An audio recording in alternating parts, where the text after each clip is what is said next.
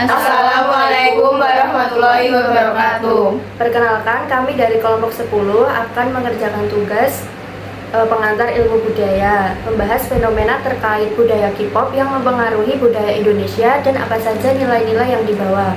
Perkenalkan, saya Zalika Farhafiza dengan NIM 3 digit terakhir 192. Perkenalkan, nama saya Mabel Rizkwita Fauzani dengan 3 NIM digit terakhir 180. Perkenalkan, saya Cynthia Trisna dengan NIM 3 digit terakhir 169. Perkenalkan, saya Vira Indriana dengan 3 digit NIM terakhir 166. Dalam fenomena kali ini, kami akan mengambil teori industri budaya dari Adorno dan Horkheimer. Budaya fan K-pop merupakan fenomena global yang mencerminkan keterkaitan antara hiburan, kapitalisme, dan identitas budaya. Dalam konteks ini, teori industri budaya dari Adorno dan Horkheimer memberikan kerangka kritis untuk memahami bagaimana industri hiburan termasuk K-pop tidak hanya memproduksi hiburan tetapi juga membentuk kesadaran massa demi kepentingan kapitalisme. Yang pertama, ada industri budaya sebagai alat dominasi kapitalisme, di mana Adorno dan Horkheimer ini dalam Dialectic of Enlightenment mengemukakan bahwa industri budaya adalah sistem produksi massal yang menyeragamkan produk budaya agar sesuai dengan selera pasar. Tujuannya bukan hanya menyediakan hiburan, tetapi juga mengontrol konsumen melalui reproduksi nilai-nilai kapitalisme. Fenomena ini sangat terlihat dalam industri K-pop, di mana agensi hiburan besar seperti HYBE, SM, JYP, dan YG Entertainment berperan sebagai pabrik budaya yang menciptakan idols sebagai produk komersial yang terstandarisasi dan mudah dipasarkan. Nah, para idol K-pop ini sendiri tidak hanya menyanyi dan menari, tapi juga dijadikan brand ambassador, bintang reality show, hingga produk iklan yang mengisi setiap celah kehidupan konsumen. Seperti dikatakan Adorno, konsumen tidak memutuskan tetapi dikenai oleh sistem. Fans K-pop seringkali tidak sadar bahwa kecintaan mereka terhadap idol sudah diarahkan oleh logika pasar dan strategi pemasaran industri hiburan itu sendiri. Yang kedua yaitu pseudo-individualitas dalam budaya fans K-pop. Teori pseudo-individuality menjelaskan bagaimana produk budaya dibuat tanpa unik, padahal bersifat seragam dan massal. Idol K-pop dibuat seolah memiliki karakter khas, ada yang imut, bad boy, cool, dan lain-lain. Namun pada dasarnya mereka semua dirancang untuk mengisi segmentasi pasar yang berbeda. Nah, fenomena ini membuat para fans merasa memiliki hubungan personal dengan idol tertentu, padahal yang terjadi adalah keterlibatan dalam sistem konsumsi yang sangat terstruktur. Adorno menyebutkan bahwa dalam industri budaya, kebebasan memilih sebenarnya adalah kebebasan untuk memilih apa yang sama. Hal ini menjelaskan bahwa mengapa fans K-pop seringkali merasa menjadi bagian dari keluarga fandom yang eksklusif, meski semua pengalaman tersebut sudah dipaketkan untuk perusahaan hiburan. Yang ketiga, ada keterlibatan emosi antara idol dan juga fans. Ini dibangun dari interaksi antara idol dan fans. Fans melalui live bukan hubungan sejajar, melainkan bentuk interaksi yang diprogram untuk memperkuat loyalitas konsumen. Bahkan partisipasi fan dalam kegiatan voting pembelian album dalam jumlah besar untuk mendukung idol di tanggal lagu dan penyelenggaraan proyek ulang tahun adalah contoh dari bagaimana fan diarahkan untuk menjadi konsumen aktif. Kesimpulannya, melalui teori industri budaya Adorno dan Horkheimer, budaya fan K-pop bukan sekedar ekspresi cinta terhadap musik atau artis, tetapi merupakan bagian dari sistem kapitalistik yang menyeragamkan selera, memanipulasi kebutuhan, dan mengalihkan kesadaran kritis masyarakat. Meskipun budaya ini memberikan kesenangan dan identitas kolektif bagi banyak penggemar, penting untuk tetap kritis dan menyadari bahwa kesenangan tersebut seringkali telah dipaketkan oleh logika pasar yang tersembunyi. Nah, pertama-tama kita mau nanya ke narasumber kita, seberapa tahu sih narasumber kita tentang budaya yang akan kita bahas kali ini? Menurut kalian gimana sih K-pop memperkenalkan fashion, musik, atau visual? Menurut saya, bagaimana K-pop itu budaya itu sendiri mengenalkan tentang fashion, visual, itu tuh lewat dari bentuk MV. Kalau di K-pop itu kan ada bentuk video musik yang disajikan buat para penonton. Nah, dari visualnya itu, visual dan fashionnya ada beberapa seperti aktor atau aktris dan para idol-idol menggunakan pakaian-pakaian yang modis.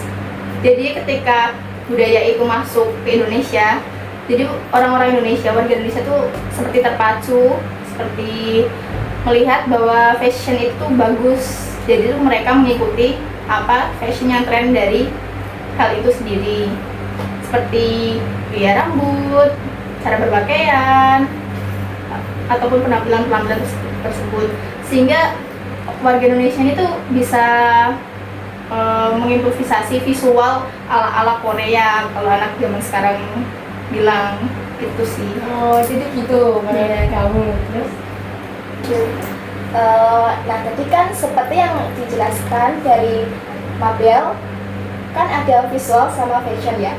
Nah, menurut kalian dari nilai musiknya itu apa? Menurutku ya, musik itu dari K-pop sendiri itu berbagai macam genre kan. Dari musik itu masyarakat Indonesia tuh jadi tahu berbagai genre. Lewat musik jadi bisa mengekspresikan diri. Jadi yang kita biasanya monoton ke genre apa, jadi kita bisa lebih tahu genre-genre di K-pop itu sendiri.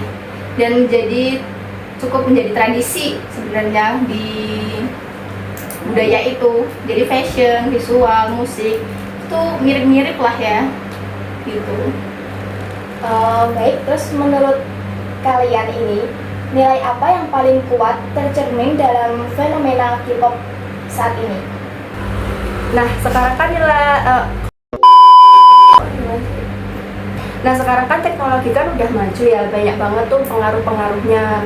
Kalau dari K-pop sendiri tuh kayak ada, kalau di K-pop tuh ada soal VOD, streaming, terus juga ada kayak fansign, itu kayak video call sama K-pop idol gitu. Dan itu menurutku bisa buat buat nilai dari teknologi itu sendiri sih, karena kan kita tuh bisa terhubung dan mendukung idol kita itu dari sosial media gitu. Jadi kita tuh bisa mengaplikasikan aplikasi-aplikasi voting ataupun streaming itu dari YouTube juga bisa, atau dari Spotify juga bisa. Terus sama Weverse itu kayak misal kalau idol K-pop itu kayak ngepost postingan buat, biasanya sih kalau bahasanya dari K-popers kayak ngabarin fansnya gitu, atau ngirim-ngirim foto sama live gitu juga dari aplikasi Weverse itu. Oh, begitu ya. Berarti itu nilai budaya dari teknologi itu sangat kuat.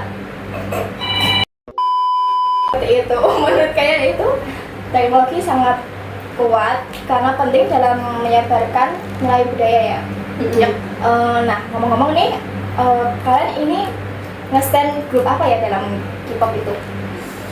Kalau aku sih Hypen sama BTS ya, tapi kalau untuk saat ini aku lagi suka Hypen gitu. Dan bias aku ada Hiseng sama Jack namanya guys. Kalau kalian nggak tahu, searching aja di Google, oke? Ini dia. Ini Hiseng, kalau Jack belum ada sih fotonya. Kalau aku sendiri sih Seventeen ya, mostly Seventeen. Dan bias aku sih Joshua sama Mingyu, but mostly Mingyu. Coba dong spill lagu favorit kalian. Jadi favorit kalian tuh apa? Karena kan aku nggak terlalu suka, maksudnya nggak terlalu ngikutin K-pop gitu. First, yang aku suka, yang favorit aku kalau dari Hypen itu ada Shout Out. Kamu harus dengerin ya, karena menurutku itu lagunya masih ada bahasa Inggrisnya, jadi masih oke kalau didengerin sama non K-pop. Itu juga sempet trending di TikTok sama CapCut kayak gitu-gitu buat buat video template gitu. Terus ada juga nyanyiin sekilas sedikit aja. Kalau aku sendiri sih ada dari Seventeen ya. Ini tuh lagunya cukup playful, cheerful. Tuh ada Love, Money and Fame. not mostly cheerful, but this is about love. Kayak lebih ke cinta gitu. Penggalnya tuh gini.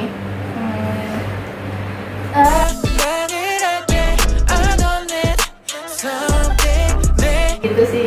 Bentar-bentar aku mau tahu dong itu artinya apa ya Kak? Itu tuh kayak tentang cinta, hiburan dan uang. Wow. Kayak tiga-tiga itu balance. Dan itu yang kita butuhin sekarang nggak sih? Oh, Uang, iya. cinta dan hiburan. Karena kita kan pemuda-pemuda stres gitu ya guys ya. Terus ada lagi judulnya tuh hidup dulu. What? I don't understand but I love you lah. Jadi tentang kayak nggak tahu gue nggak tahu, taunya aku cinta kamu. Sarang deh. Itu cegil ya guys ya. Itu biasanya Iya, itu cewek ada gila. cegil.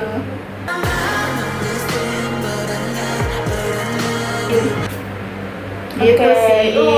Oke.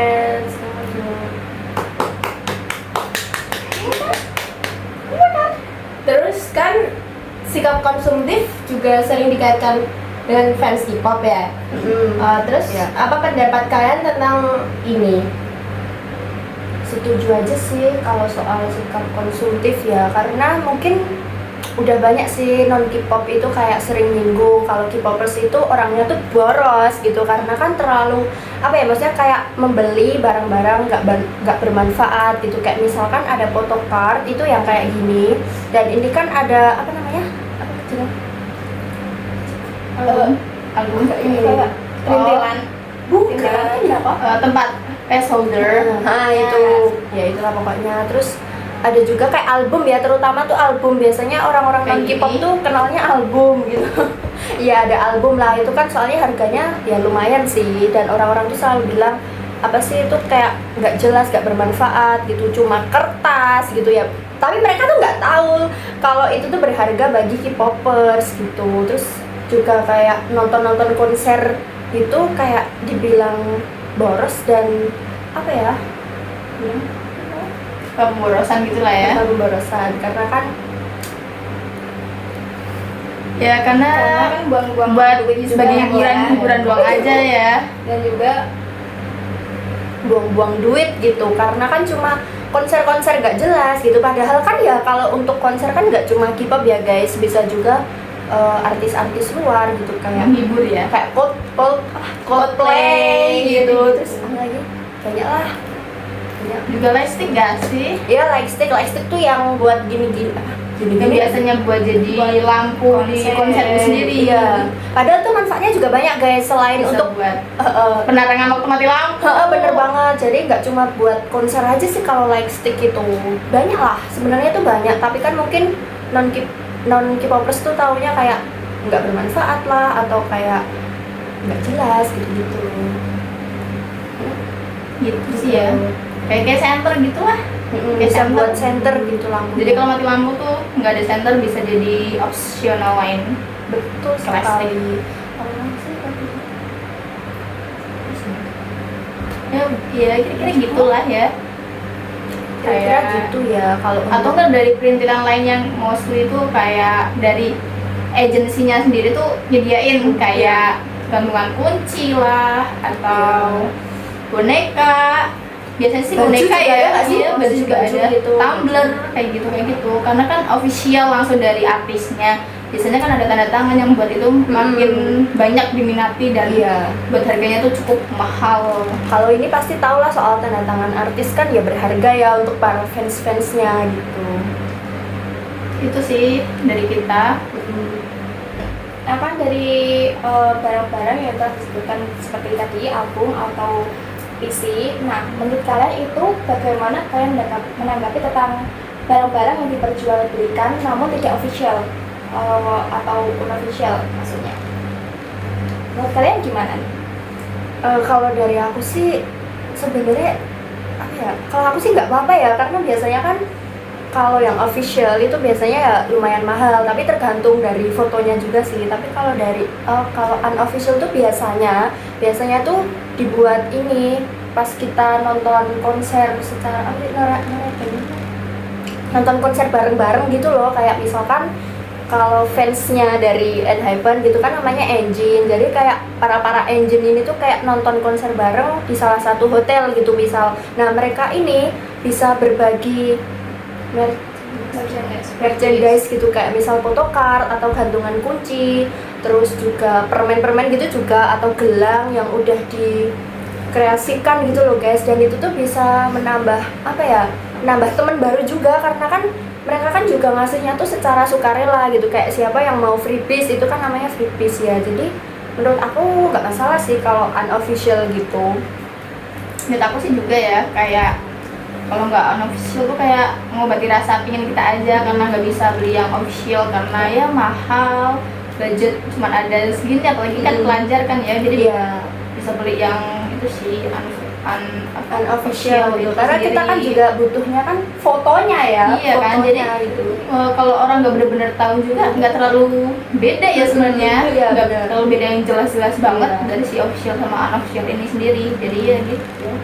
Nah, jadi seperti itu ya. Nah, dari diskusi-diskusi kita yang telah kita dapatkan pada hari ini, menurut kalian bagaimana sih cara kita mempertahankan nilai-nilai budaya kita sendiri dari pengaruh budaya-budaya luar, terutamanya itu budaya K-pop yang kita bahas? Menurut aku sendiri, jadi itu kita harus pintar memilih, nyeleksi gitu kan, karena dari budaya itu sendiri tuh di zaman sekarang tuh ada sebutan kebaya, tapi itu kebaya Korea. Padahal kebaya itu kan asli dari Indonesia kan, udah ada bahkan dari zaman penjajahan dulu gitu kan. Karena budaya Korea yang selalu apa-apa dipadukan kayak fashion Korea lah atau ala Korea, jadi itu tercipta kayak kebaya Korea itu sendiri gitu. Jadi itu sebenarnya harus pintar-pintar milih sih, nggak semua tuh harus diambil, jadi harus disaring juga. Kalau menurut aku sih kalau kayak gitu sih kayak too much ya, kayak terlalu berlebihan gitu sampai kebaya Korea. Jadi kita harus milih-milih. Fashion sih boleh ya, kayak buat keluar atau ke mall atau something yang lain kayak gitu. Itu sih, dan ya gitu. Nah kalau tambahan dari aku sih ini ya guys, sebenarnya nilai atau budaya kita tuh juga belum sepenuhnya hilang, karena ada kok kayak misalkan kita konser di Indonesia gitu ya, konser K-pop di Indonesia itu biasanya sebelum konsernya mulai kita tuh masih tetap nyanyi Indonesia Raya gitu loh, buat sebagai identitas diri kita gitu loh. Dan juga itu kan konsernya kan di negara kita, jadi ya kita harus tetap mempertahankan itu dan kita tetap melakukan itu gitu. Kita masih melakukan hal-hal ataupun membawa identitas kalau kita itu orang Indonesia gitu. Ya nggak boleh fanatik juga kan ya. Iya, nggak boleh fanatik. Nah, jadi kesimpulannya itu, walaupun kita suka sama budaya-budaya luar, tapi kita tuh tidak menghilangkan nilai budaya kita sendiri ya. Iya, harus nyaring gitu kan. Bahkan tuh kayaknya idol konser di Indonesia tuh masih sempat saling nyanyi lagu-lagu Indonesia gitu kan. Saling menghargai juga Indonesia kan. Iya, tapi terus ya juga ngomong bahasa Indonesia juga. Iya, juga belajar bahasa Indonesia, belajar makan makanan Indonesia. Bahkan kita pernah pakai batik gitu kan. Kita kan masih bisa memperkenalkan budaya kita juga gitu loh. Jadi saling menguntungkan timbal balik kayak gitu. Bener banget sih. Ya. Juga kan ada idol Korea yang dari Indonesia sendiri kan. Jadi makin bisa nih kenalin Indonesia ke negara luar, lebihnya Korea itu sendiri. Ada 3 kan ya? Ada 3 kan? Satu dah. Iya. Udah nggak tahu tuh grupnya mulai terombang-ambing. Yang baru-baru ini sih itu ya, si Carmen itu dari SM Entertainment itu sendiri. Nah ada juga salah satu idol itu yang namanya Zayan tuh dari grup apa? Zodiac tuh bacanya ya, itulah pokoknya. Dia kan juga sempat ikut Indonesian Idol yang keberapa gitu, tapi dia tuh nggak lolos di babak final atau gimana? Bukan babak final, nggak lolos di tahap selanjutnya lah pokoknya. Terus akhirnya dia mencoba ikut kompetisi di Korea, audisi kayak gitu. Audisi di Korea gitu, dan akhirnya dia sekarang udah jadi idol K-pop. Jadi kan kita nggak tahu ya di mana kita sukses gitu. Iya bener sih, kadang negara sendiri kan belum tentu diterima kan. Kadang negara sendiri tuh belum tentu kemampuan kita tuh diterima gitu loh. Hitung-hitung juga kenalin kan ya negara kita Iya, ke negara bener. sebelah gitu. Jadi nggak cuma K-pop yang bisa mempengaruhi, tapi kita juga bisa memperkenalkan budaya kita ke negara-negara lain gitu. Oh jadi seperti itu ya. Terima kasih banget ya buat kalian karena kita jadi tahu tentang bagaimana nilai budaya dalam K-pop ini yang termasuk kayak teknologi, fashionnya, visualnya ataupun budaya konsumtifnya kan kita jadi tahu. Kasih juga loh tadi udah ngerekomendasiin lagu-lagunya. Oke, jangan lupa didengerin ya. Nah kan kalian juga tadi nyebutin grup-grup yang kalian sukai. Aku Ya. jadi kepo nih sama grup-grup itu. Oh ya, kepoin aja nggak apa-apa. OTW STEM. Stan 17 ya. Jadi baby karat. Yeay, Stan and Hypen juga. Baik, cukup sampai sini podcast kita kali ini. Terima kasih, see you next time. Bye-bye. Bye.